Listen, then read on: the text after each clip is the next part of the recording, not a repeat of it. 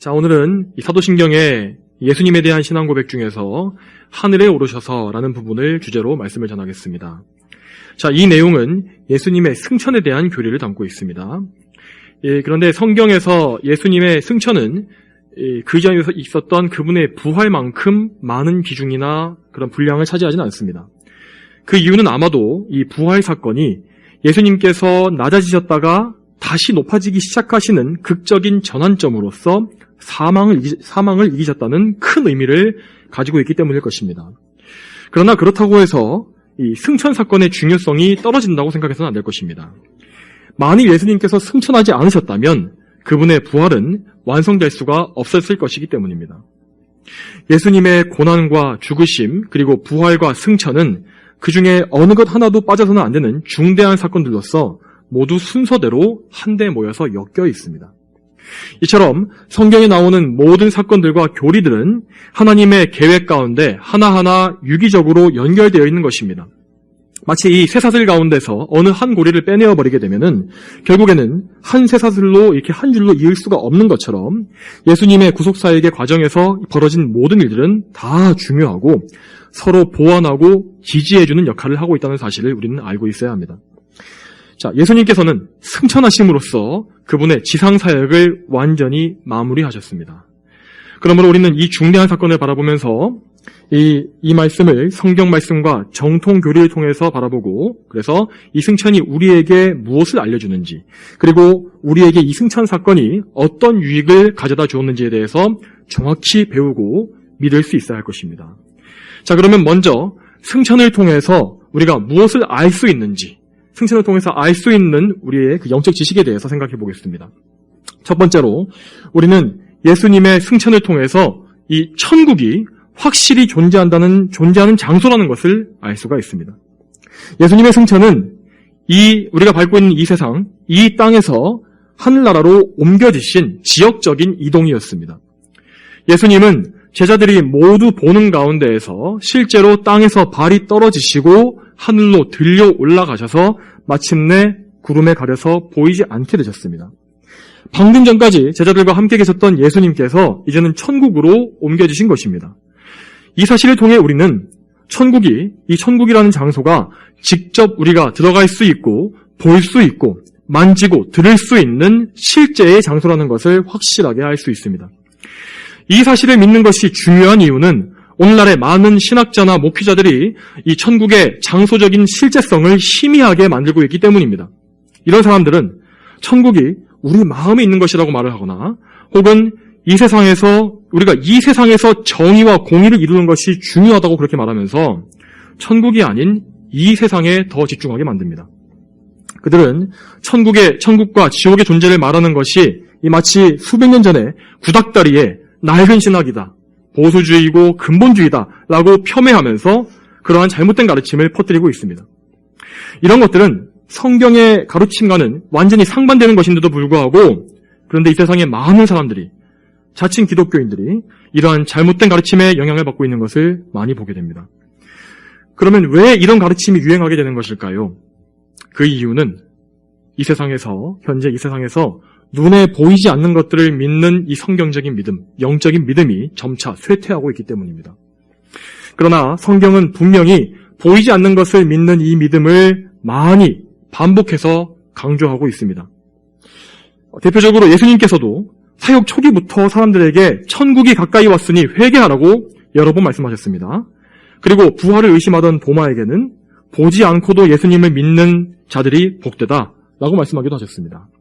또 신약의 히브리서로 넘어가게 되면 믿음은 바라는 것들의 실상이고 보이지 않는 것들의 증거이다라고 기록되어 있고 또한 똑같은 히브리서 말씀에서 모세의 믿음에 대해서 말하면서 보이지 않는 하나님을 보는 것처럼 여기고 인내한 믿음이라고 그의 믿음을 칭찬하고 있는 것을 볼 수 있습니다. 더하여 신약 성경의 고린도후서 4장 18절은 이렇게 말씀합니다. 우리가 바라보는 것은 보이는 것이 아니라 보이지 않는 것이니 보이는 것은 잠깐이나 보이지 않는 것은 영원하다. 이처럼 이 성경 말씀은 하나님의 말씀은 우리의 육신의 눈으로 볼 수 없는 영적인 것들이 확실히 존재하는 실제적인 것이라고 우리에게 말씀하고 있습니다. 우리는 이러한 믿음을 반드시 굳게 가져야 합니다. 우리는 예수님께서 올라가신 천국이 정말 실제로 존재하고 있고 또한 반대로 역시 지옥 역시 존재한다는 사실을 성경 그대로 믿어야 하는 것입니다. 이러한 믿음을 가짐으로써 우리는 우리의 이 믿음의 결과, 이 결국에 대해서 정확하게 알 수가 있고 또한 눈에 보이는 이 세상이 사라진 후에 다가올 새로운 세상에 대해서 미리 바라보며 소망할 수 있는 것입니다. 자, 두 번째로 우리는 승천을 통하여서 예수님께서 우리의 모든 죄를 대속하셨다는 그 사실을 다시금 확인할 수 있습니다. 지난주에 제가 이 부활의 교리를 설교하면서 예수님의 부활이 그분의 완전한 대속을 증거한다고 말한 적이 있습니다. 만일 예수님의 희생제사에 뭔가 문제가 있었거나 아직 다 치르지 못하고 남아있는 죄값이 있었다면 하나님께서는 결코 그분을 다시 살리실 수가 없었을 것입니다. 그분은 공의 하나님이시기 때문에 아직 죄가 있는 상태에서는 예수님을 다시 살릴 수가 없었을 것입니다. 이런 면에서 부활은 예수님의 고난과 죽으심의 완성이라고 말할 수가 있는 것입니다. 이와 마찬가지로 만일 하나님께서 예수님을 다시 부활시키신 이후에도 하늘로 올라오게 하지 않으시고 계속해서 땅에 머물도록 하셨다면 어떻게 되었을까요? 그렇다면 우리는 예수님의 속죄 사역의 완전함에 대해서 다시 한번 의구심을 품을 수밖에 없었을 것입니다. 성경에 따르면 이 성도들의 부활, 우리 성도들의 부활은 곧 천국으로의 이동과 그곳에서의 영원한 삶으로 이어진다고 하였습니다. 자, 그것은 예수님께서 부활하시고 승천하셨기 때문에 가능한 일인 것입니다. 그런데 만일 우리보다 먼저 부활의 첫 열매로서 처음 부활하신 예수님께서 그분조차 하늘에 올라가지 못하셨다면 그분은 예수님의 구원 사역에 뭔가 완료되지 않은 것이 남아있기 때문이 아니겠습니까? 그렇게 되면 그분을 통해서 구원받는 우리 역시 정말 엄청난 낭패에 처하게 될 것이 분명합니다. 그러나 예수님께서는 부활하신 후에 40일간만 이 세상에 거하시면서 사도들과 성도들을 굳세게 하신 이후에 다시금 그분이 원래 계셨던 하늘나라로 올라가셨습니다. 여기에서 중요한 사실은 이전에 예수님께서 하늘나라에 계실 때에는 신성만을 가지고 존재하셨다는 점입니다. 물론 예수님의 이 신성이라는 것은 천국에만 계셨던 것이 아니라 온 우주를 가득 채우시며 항상 어디에나 계셨지만 아무튼 인성을 취하기 전에 예수님은 신성으로만 존재하셨던 것이 분명합니다. 그런데 이제 이 말씀에서 예수님께서 하늘로 다시 올라가실 때에는 예수님의 신성과 영원히 결합된 인성이 함께 하늘에 올라가신 것입니다. 이로써 몸과 영혼을 가진 사람이 그 존재 그대로 천국에 들어갈 수 있다는 그 사실이 입증이 된 것입니다. 또한 우리의 모든 죄를 떠맡으셨던 예수님께서 천국에 입성하셨기 때문에 우리는 그것으로서 우리의 모든 죄가 이미 다 해결되었음을 확실히 알고 믿을 수가 있습니다. 성경은 용서받지 못한 죄인들이 천국에 결코 들어갈 수 없다고 말씀하고 있습니다. 대표적으로 고린도전서 6장 9절과 10절에는 천국에 들어가지 못하는 죄인들의 명단이 나열되어 있는데 거기에 이렇게 나옵니다. 너희는 불의한 자가 하나님 나라를 상속받지 못할 것을 알지 못하느냐? 속지 마라. 은행한 자나 우상 숭배하는 자나 간음하는 자나 남성 동성애자나 동성 연애하는 자나 도둑질하는 자나 탐욕을 부리는 자나 술 취하는 자나 남을 헐뜯는 자나 약탈하는 자는 하나님 나라를 상속받지 못할 것이다. 이 말씀에 따르면 하나님의 계명을 계속해서 거역하고 회개하지 않는 모든 죄인들은 결코 천국에 들어가지 못할 것입니다. 그런데 여러분, 방금 제가 읽어드렸던 이 말씀에 나와 있는 죄의 목록에는 우리가 지은 죄도 포함되어 있지 않습니까? 만일 예수님께서 우리의 죄 중에서 단 한 가지라도 해결하지 못한 채로 그냥 내버려 두셨다면 우리는 결코 천국에 들어갈 수 없었을 것입니다. 그러나 우리가 지었던 은행의 죄와 우상숭배의 죄와 간음의 죄와 도둑질의 죄와 탐욕과 술취함, 남을 헐뜯는 죄, 심지어 어떤 경우에는 소수지만 동성연애를 한 죄까지 우리의 모든 죄, 믿는 자의 모든 죄가 다 예수님께 떠맡겨짐으로써 이제 없어진 것입니다. 예수님께서는 그 모든 죄의 값을 십자가 위에서 다 처리하셨으며 다시 살아나셨고 천국에 올라가셨습니다. 그러므로 예수님께서 승천하셔서 천국에 입성하셨다는 그 사실은 우리의 죄가 다시는 기억되지 않을 것이라는 사실을 더더욱더 확실하게 우리에게 보여주고 있는 것입니다. 그러므로 이제 예수님을 믿음으로 자기의 죄를 모두 해결받고 참되게 회개하여 죄를 미워하게 된 성도들은 예수님과 함께 예수님처럼 천국에 들어가게 될 것을 믿을 수가 있습니다. 여기에서 한 가지 사실을 덧붙이자면 이 말은, 이 회개라는 것은 우리의 죄 하나하나를 샅샅이 뒤져서 꼭 회개해야만 천국에 갈 수 있다는 그런 의미가 아닙니다. 자, 죄의 용서와 회개에 대해서 잘 이해하지 못하시는 어떤 분들은 이렇게 물어보시는 경우가 있습니다. 만일 내가 죽는 순간에 아직 미처 회개하지 못한 죄가 남아있었다면 그 죄 때문에 나는 지옥에 가게 됩니까? 실제로 이런 질문을 하시는 분들이 있습니다. 그런데 이렇게 질문하시는 분들은 이 회개에 대해서 자기의 노력을 통해 죄를 지워내고 이 죄를 해결하는 것처럼 그렇게 잘못 생각하고 있는 것입니다. 그러나 예수님께 죄 용서받는 것은, 그리고 회개하는 것은 그런 개념이 아닙니다. 예수님의 속죄 사역은 하나님의 백성들의 과거와 현재와 미래, 그 삶 전체에서 지은 모든 죄와 그들이 처음부터 가졌던 원죄까지 모든 죄에 대한 값을 완전하게 치르신 것입니다. 그 모든 죄의 책임은 이미 십자가 위에서 사라졌습니다. 그러므로 하나님께서는 그들이 이제까지 지었거나 앞으로 짓게 될 모든 죄에 대해서, 죽는 그 순간에 지었던 남아있는 모든 죄에 대해서도 더 이상 책임을 묻지 않으시고 영원한 형벌도 당연히 내리지 않으시는 것입니다. 따라서 이미 구원받은 성도들이 하는 회개라는 것은 죄의 영원한 책임, 이 사망을 없애려고 하는 것이 아니라 죄가 우리에게 가져오는 오염, 마치 발을 더럽히듯이 그 더러움을 제거하고 피하기 위한 것입니다. 구원받은 성도 역시 어쩔 수 없이 죄를 짓습니다. 우리 안에 죄성이 남아있기 때문에 죄를 짓게 되어 있습니다. 그렇지만 그 죄는 그의 구원을 취소시키지는 못하지만은 그를 더럽히고 영적으로 타격을 입혀서 일시적으로 하나님을 멀리하는 영적 상태에 빠지게 만들 수는 있습니다. 그렇기 때문에 죄를 지은 그리스도인은 하나님의 자녀로서 아버지 하나님께서 싫어하시는, 미워하시는 죄를 지었다는 사실을 부끄러워하고 또한 슬퍼하면서 회개하게 되는 것입니다. 참된 성도는 이미 자신이 그리스도를 통해서 얻은 완벽한 이 구원을 기뻐하고 자유를 누리는 가운데 죄를 미워하면서 자발적으로 하나님을 사랑하며 회개하는 것입니다. 자, 그러면 이제는 예수님의 승천이 이 세상에 거하는 동안 우리에게 어떤 유익을 가져오는지에 대해서 또 생각해 보겠습니다. 여러분, 우리는 가끔 우리 주님을 이 세상에서 뵙고 함께했다면 얼마나 좋았을까라는 생각을 하지 않습니까? 예수님을 실제로 뵙고 그분의 말씀을 들으며 그분을 만져보고 또 기적을 보았던 그 제자들처럼 우리도 역시 그분과 육신으로 함께한다면 좀 더 신앙생활을 좀 잘할 수 있을 텐데 라는 그런 마음을 우리가 가질 때가 있습니다. 저도 마찬가지입니다. 실제로 제자들은 예수님을 뵙고 함께 했었기 때문에 그분이 자신들을 떠나신다는 것을 상상도 하지 못했었습니다. 그래서 복음서를 보게 되면 예수님께서 승천하심으로 그들을 떠나시게 될 것이라고 말씀하셨을 때 제자들이 무척이나 슬퍼했다고 기록되어 있습니다. 예수님 말씀대로 정말 제자들은 얼마 뒤에 예수님께서 승천하시는 것을 눈으로 보았고 그 후로는 이 세상에서 예수님을 뵐 수가 없었습니다. 오직 사도 요한 한 사람만이 순교하지 않고 마지막까지 남아있다가 반모섬에서 환상 중에 영광스러운 주님의 모습을 다시 보았습니다. 그것이 다였습니다. 자, 그러면 이 제자들은 예수님을 잃어버렸으니까 큰 손해를 본 것일까요? 예수님께서 육신으로도 함께하지 못하시는 것이 그들에게 어떠한 종류로든지 불이익을 주었을까요? 그렇지 않았습니다. 예수님께서는 이렇게 말씀하셨습니다. 요한복음 16장 7절에 그러나 내가 너희에게 진실을 말하니 내가 떠나가는 것이 너희에게 유익하다. 그분의 말씀은 항상 진리이고 거짓이 없기 때문에 우리는 그 말씀을 있는 그대로 다 믿을 수가 있습니다.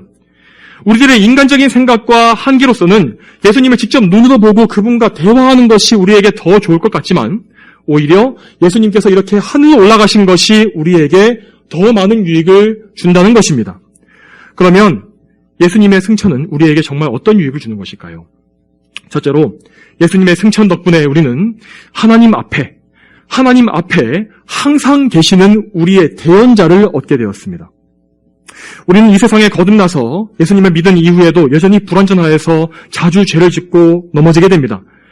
우리의 이 모든 죄들은 거룩하신 하나님 앞에서 하나도 숨겨지지가 않습니다. 그러나 우리의 모든 죄악에도 불구하고 우리는 하나님께 버림받거나 망하지는 않습니다. 성경은 분명히 하나님께서 죄를 미워하시고 그것을 쳐다보실 수조차 없는 거룩한 분이라고 말씀하지 않았습니까? 그런데 어떻게 우리는 죄를 지어도 하나님 앞에서 쫓겨나지 않는 것일까요? 그 이유는 예수님께서 우리의 대언자로서 지금도 하늘에 계시기 때문입니다. 그분은 우리가 죄를 지을 때마다 그분께서 십자가 위에서 흘리신 피와 그분이 이루어내신 영원한 의를 가지고 하나님 앞에 직접 나아가십니다. 그분은 지상에서 이루신 영원한 공로를 근거로 해서 우리를 변호하시며 하나님의 자비를 간구하시는 것입니다. 거룩하신 하나님께서는 그분은 완전히 의로우시지만 예수님의 십자가의 공로에 근거하여서 우리를 은혜로, 자비로 받아주실 수가 있게 되신 것입니다. 하나님께서는 예수 그리스도의 보혈을 통하여 우리를 보시기 때문에, 그 보혈을 통하여서 우리를 보시기 때문에 그분의 공의에 손상을 입지 않으시면서도 우리를 기꺼이 받아주실 수가 있는 것입니다. 자, 두 번째로 우리는 예수님의 승천을 통하여서 이 세상에 사는 동안에도 주님과 함께 천국에 있는 것과 같은 기쁨을 누릴 수가 있게 되었습니다. 우리는 예수님과 연합되어서 그분의 몸의 지체가 된 자들입니다. 예수님께서는 교회의 머리로서 성도들의 머리가 되어주십니다. 자, 우리와 한 몸으로 연합되신 예수님께서 지금도 우리와 같은 육신을 입고서 저 천국에 계시기 때문에 우리는 이 땅에 있으면서도 어느 정도는 천국에 있는 것과 같은 많은 유익을 얻게 되는 것입니다. 우리는 이렇게 그리스도 안에서 참된 예배를 드릴 때에 이 천국에서 예배 드리는 것과 같은 기쁨을 잠시 맛보는 그런 경험을 할 수가 있습니다. 또한 그리스도 안에서 성도 간에 교제할 때에도 천국에서 형제들과 누리게 될 그 영원한 교제의 기쁨을 맛볼 수가 있습니다. 물론 이런 것들은 어디까지나 맛보기에 불과하고 천국의 수준에는 한참 미치지 못합니다. 그러나 이 기쁨이란 것은 정말로 천국에서 누릴 그 기쁨과 같은 종류의 진짜 기쁨인 것입니다.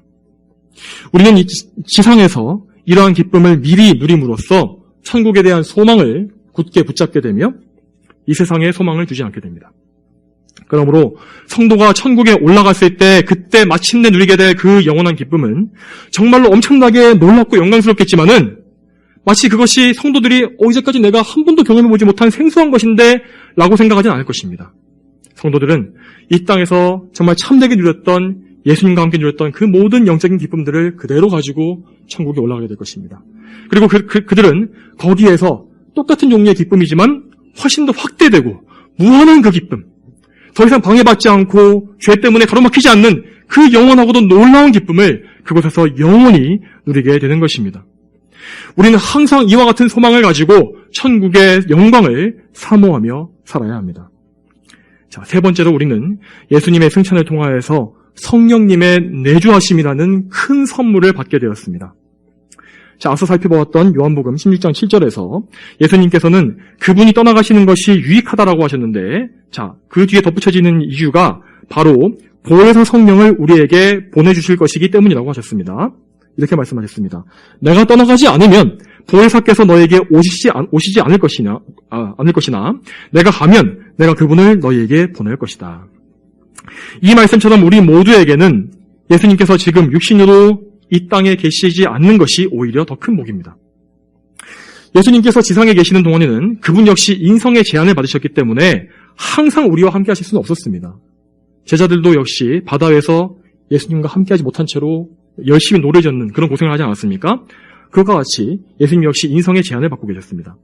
그러나 예수님께서는 하늘에 오르신 이후에 아버지와 함께 보혜사 성령님을 우리에게 보내주심으로써 그 성령님을 통해 우리와 항상 함께하게 되셨습니다. 자, 여기에서 잠시 승천 이전에 성령님에 대해서 말씀드리자면은 성령께서는 분명히 승천 이전에도 구약의 성도들 안에 계셨습니다. 자, 다윈 역시 주님의 성령을 거두지 말아달라고 기도하면서 이렇게 이 성령님께서 자기 안에 계심을 인정하지 않았습니까? 자, 구약 성도들도 역시 성령님의 안에 계심을 알고 있었던 것입니다. 그러나 예수님의 승천 이후에 보혜사 성령께서는 그 이전과는 비교할 수 없이 많은 은혜, 풍성한 은혜를 정말 광범위하고 더욱더 강력하게 교회 위에 내려주시는 것입니다. 승천 이후에 성령님의 내주하심은 우리 안에서 좀 더 분명하게 드러나게 되었고, 또한 이미 이루어진 그리스도의 구원 사역을 적용하시는 것 역시 더욱더 명확해졌습니다. 그 결과로 이전과는 비교도 할 수 없이 큰 성령의 역사가 전 세계로 퍼져나게 되었으며 복음이 널리 전파되어서 이스라엘의 그 좁은 지역을 넘어서 많은 이방인들의 무리가 교회 안으로 초청받게 된 것입니다. 이 모든 역사는 오직 예수님께서 구원의 사역을 완수하시고 부활의 첫 열매로서 하늘에 승천하셨기 때문에 일어날 수 있었던 것입니다. 또한 예수님께서 보내주신 이 보혜사 성령님은 우리 구원의 보증이 되십니다. 고린도후서 1장 22절에 이렇게 나와 있습니다.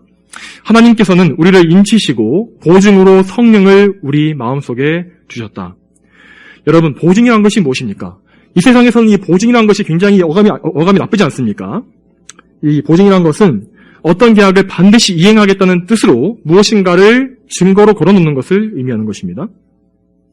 하나님께서는 우리를 천국에 이끌어 올리심으로써 모든 구원을 완수하시리라는 약속을 우리에게 주셨고 그 보증으로 성령을 주신 것입니다. 이 세상에서는 보증을 썼다가 망하는 일이 부지기수지만 하나님께서는 보증을 뭔가 잘못 쓰시거나 계약을 굳어내실 일이 일절 없습니다. 그분의 말씀은 반드시 이루어집니다. 사실 하나님께서 우리에게 보증을 주지 않으시고 그냥 말씀으로만 이 약속을 지키겠다라고 하셔도 우리 입장에서는 그것을 그냥 믿고 의심하지 말아야 할 것입니다. 그럼에도 불구하고 하나님께서는 우리의 연약함과 적은 믿음과 여전히 남아있는 이 죄성을 아시기 때문에 우리를 이 세상에서 안전하게 보호해 주시고 언제나 확신해 주시기 위해서 성령님을 우리의 보증인으로 세워주신 것입니다. 또한 예수님의 승천이 우리에게 주는 또 다른 유익은 복되신 주님께서 우리를 데리러 오실 것이라는 소망을 우리가 얻을 수 있다는 그 사실입니다. 자, 오늘 본문에서 제자들은 예수님께서 들려 올라가실 때에 계속해서 하늘을 바라보고 있었다고 합니다. 자, 그들은 그 당시에 하늘을 바라보면서도 예수님의 승천이 무엇을 의미하는지에 대해서 거의 이해하지 못하고 있었습니다. 사도행전 1장 6절을 보게 되면 예수님께서 하늘에 올라가시기 직전까지도 제자들은 이렇게 말합니다. 이스라엘 나라가 회복될 때가 지금입니까? 라고 이렇게 묻는 것을 볼 수 있습니다. 당연히 그들이 예수님의 승천에 대해서 이해하지 못하고 있었음이 분명합니다. 그들은 예수님의 승천 이후에 그들이 받게 될 엄청난 유익에 대해서도 많은 것을 알지 못했고 그저 이제는 다시는 예수님을 볼 수 없겠구나 하면서 슬픔과 허망함과 그리움으로 하늘을 바라보고 있었던 것입니다. 그런데 그때에 흰 옷을 입은 두 사람, 천사들이 그들에게 나타나서 하나님의 명령을 그들에게 전달합니다. 갈릴리 사람들아, 왜 너희는 하늘을 바라보며 서 있느냐? 너희에게서 하늘로 들림을 받으신 이 예수께서는 너희가 하늘로 가신 것을 본 그대로 오실 것이다. 여러분, 우리는 이 세상에 사는 동안에 우리의 신랑이요 주님이신 예수님을 그리워하면서 멍하니 하늘을 바라볼 때가 있습니다. 그런 마음으로 하늘을 바라볼 때가 있습니다. 그러나 우리는 그저 하늘만 바라보면서 그저 먹먹하게 모든 것을 손 놓고 살아서는 안 될 것입니다. 이 세상에서 우리에게 주어진 모든 일들, 우리의 신앙생활이든지 우리의 세상 일이든지 모든 것을 하나님께서 주신 소명으로 알고 열심을 다하되 그 가운데 우리는 언제나 예수님의 재림을 기다리는 믿음, 재림의 신앙을 견지해야 하는 것입니다. 여러분, 우리 주님께서는 반드시 다시 오실 것입니다. 예수님께서는 우리를 데리러 오시는 것입니다. 예수님께서는 잠자는 성도들, 이미 죽은 성도들도 부활시키실 것이며 그분의 종인 천사들을 세계 방방곳곳으로 다 보내셔서 모든 성도들을 빼놓지 않고 모두 하늘로 들어 올리실 것입니다. 우리는 그때에 반드시 완전히 거룩하게 되어서 흰 세마포 예복을 입고 어린 양의 혼인잔치에 들어가게 될 것입니다. 우리가 그 기쁘고 영광스러운 날을 맞이하게 되는 것은 모두 우리 주 예수님께서 승천하신 이 일의 결과입니다. 여러분, 혹시 여러분 중에서 지금 삶 가운데 도무지 그치지 않고 언제 끝날지도 모르는 힘든 일이 있는 분이 계십니까?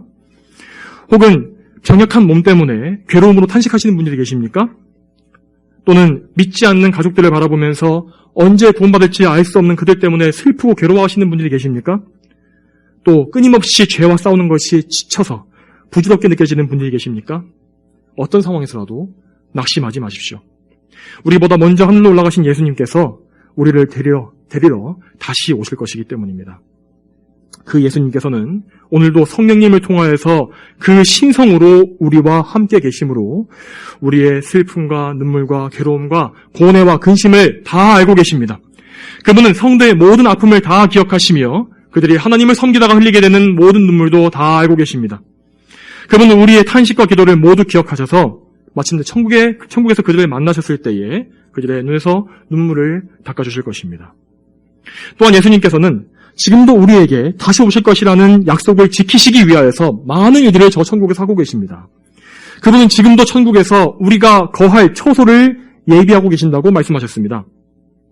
요한복음 14장 3절에 내가 가서 너희를 위하여 있을 곳을 예비하면 내가 다시 와서 너희를 내게로 영접하여 내가 있는 곳에 너희도 있게 할 것이다 라고 말씀하신 것을 여러분 기억하십시오.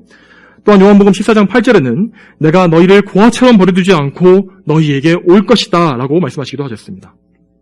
이처럼 우리 예수님께서는 우리를 데리러 오실 그날을 고대하고 계시며 우리를 위하여 정말 많은 것들을 준비하고 계십니다. 신랑이 신부를 위하여서 신부를 맞이하기 위해서 자신의 신방을 잘 꾸미듯이 예수님 역시 우리를 맞이하기 위한 그 준비를 철저하게 하고 계신 것입니다. 그러므로 이 땅에 살고 있는 우리 역시 예수 그리스도의 신부인 우리 역시 그 날을 사모하면서 이 땅에서 어린 양의 혼잔치에 들어갈 준비를 하는 것이 여러분 마땅하지 않겠습니까? 요한계시록 19장 8절에 이렇게 나와 있습니다. 그 신부에게 빛나고 깨끗한 세마포 옷을 입는 것이 허락되었기 때문이다. 이 세마포 옷은 성도들의 의로운 행실이다. 우리는 예수님의 은혜 가운데에서 거룩함으로 자신을 단장하고 우리의 이 귀한 예복을 더럽히지 않도록 애써야 합니다. 물론 우리가 입을 의의 예복은 모두 다 그리스도의 의로 된 것입니다. 그러나 우리 입장에서는 마치 그 예복을 우리가 준비해야 하기라도 하는 것처럼 마음과 정성을 다해서 하나님께 대한 사랑을 다 바쳐서 그분께 순종하며 우리의 예복을 준비해야 하는 것입니다.